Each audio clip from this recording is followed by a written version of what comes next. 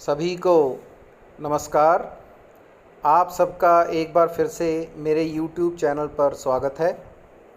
साथियों, आज हमारा जो टॉपिक है वो है उपसर्ग और प्रत्यय।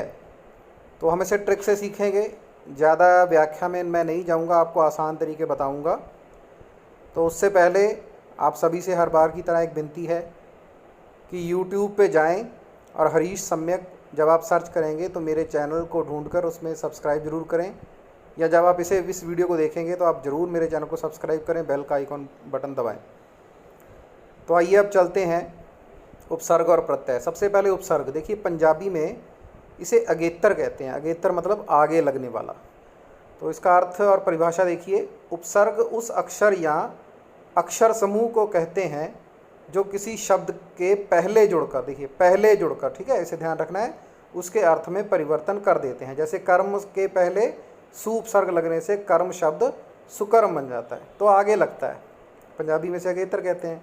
इसकी अन्य उदाहरण देखिए, जैसे अति प्लस रिक्त में अति लग रहा है, अतिरिक्त बन गया। अति प्लस शय में अति लग रहा है, अतिशय हो गया। अति प्लस क्रमण में अतिक्रमण हो गया, है ना। तो शब्द में जो मूल शब्द है तो उसके आगे वाला अति प्लस क्रमण, अति से अतिक्रमण। अति प्लस सार, अतिसार में अति जो है वो उपसर्ग है। देखिए ऊपर लिखा है उपसर्ग और मूल शब्द, तो मूल शब्द और उपसर्ग को आपने अलग अलग करना है। अन्य उदाहरणों में आप देख सकते हैं, अनुशासन शब्द में अनु प्लस शासन, दो शब्द हैं। देखिए इसमें जो मूल शब्द है वो हमेशा अपने आप में पूर्ण रहेगा, वो कभी भी आधा बचादा नहीं आएगा, उसका अपना एक अलग अर्थ होगा। तो मूल शब्द का अर्थ होना चाहिए, उसके आगे जो लगा हुआ है अनु वो उपसर्ग है। इसी तरह अनुरोध, अनुसार, अपशब्द, अपवाद, अभिशाप, अभिमान, अभिनेता, अभियान, इस तरह के बहुत सारे शब्द हैं जिनमें उपसर्ग का प्रयोग किया गया है। इसी प्रकार देखिए अधि से बना हुआ है, अधि उपशब्द से अधिकार, अधिभार, अधिनायक, अधिकृत, अधि अयन, अध्ययन बना हुआ है।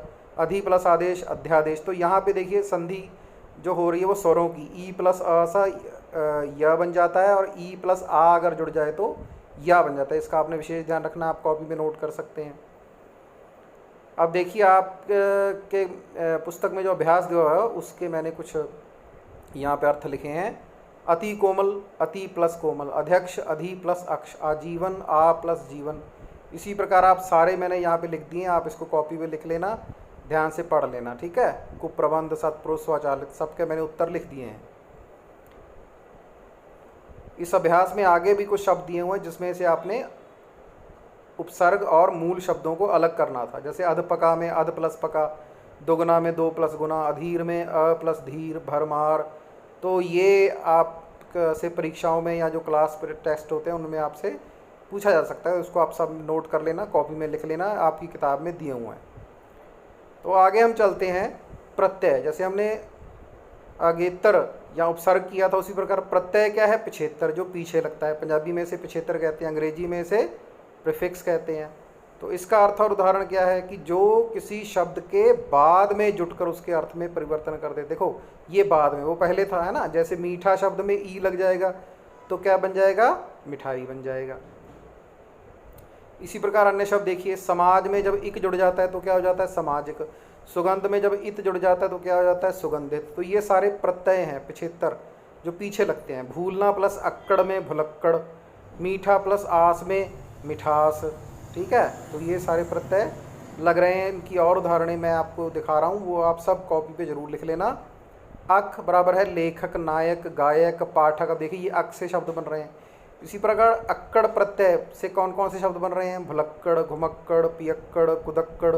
आक से तैराक, लड़ाक, आलू से झगड़ालू, आकू से लड़ाकू, आड़ी से खिलाड़ी, ठीक है, खेल प्लस आड़ी, खिलाड़ी। फिर आहट से कड़वाहट। अब देखिए कड़वा के पीछे प्रत्यय क्या लगा हुआ है, आहट। इमा, लालिमा, लाल के पीछे प्रत्यय लग गया इमा तो लालिमा बन गया। फिर गर्मी में गर्म के पीछे ई लग गया तो गर्मी बन गया। सुंदर के पीछे ता लग गया, सुंदरता बन गया। मनुष्य के पीछे तव लग गया तो मनुष्यत्व बन गया। बचपन के पीछे पन लग गया, लड़क के पीछे पन लग गया, लड़कपन बन गया, बचपन बन गया, ठीक है। इसी प्रकार जो पीछे शब्द हम लगा के नया पिछेतर लगा के नया शब्द बना देते हैं। जैसे एरा, चचेरा, ममेरा। तो इसमें चाचा के पीछे एरा चचेरा, मामा के पीछे एरा ममेरा। शरीर के पीछे एक शरीरक, आलू। अब दयालु में दया प्लस आलू, दया के पीछे आलू लगा हुआ है, श्रद्धा के पीछे आलू लगा हुआ है, श्रद्धालु। इत, जो फल के पीछे इत लगा हुआ है तो फलित। इसी प्रकार रसीला में क्या लगा हुआ है, ईला लगा हुआ है रस के पीछे, और रंग के पीछे ईला लगा, रंगीला बन जाता है।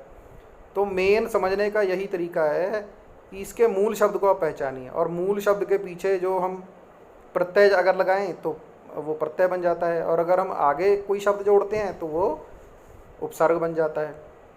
तो उसको आपने समझना है। ये बहुत सारे शब्द हैं, इनको आप पढ़ सकते हैं बार बार और सीख सकते हैं। जैसे जादूगर में गर लगा हुआ है, बाजीगर में भी गर लगा हुआ है। ची, अब अफीम ची, तबलची, बाबरची, तोपची, ये सारे प्रत्यय लगे हुए हैं। देखो ची कहाँ लग रहा है, पीछे लग रहा है, इसका आपने ध्यान रखना है। और शर्मनाक और दर्दनाक में नाक कहाँ लग रहा है, पीछे लग रहा है। तो आप सिंपली इसको देख सकते हैं, समझ सकते हैं कि ये क्या है, प्रत्यय है जो पीछे लगता है शब्द के साथ। दुकानदार में दार, मालदार में दार, हिस्सेदार में दार, थानेदार में दार, ठीक है। सरदार में भी दार लगता है पीछे। इसी प्रकार अहमदाबाद में आबाद लगा हुआ है, तो देखिए अहमद प्लस आबाद, इलाहाबाद इलाहा प्लस आबाद, हैदराबाद में हैदर प्लस आबाद। तो ये सारे आबाद शब्द जुड़ के मूल शब्द के साथ जुड़कर नया शब्द बना देते हैं, या उसमें जो परिवर्तन है वो कर देते हैं। अब देखिए हम आगे इसमें भी कुछ अभ्यास प्रश्न देखेंगे। अब ये प्रत्यय से जुड़ी हुई एक्सरसाइज है जो आप कॉपी पे करेंगे।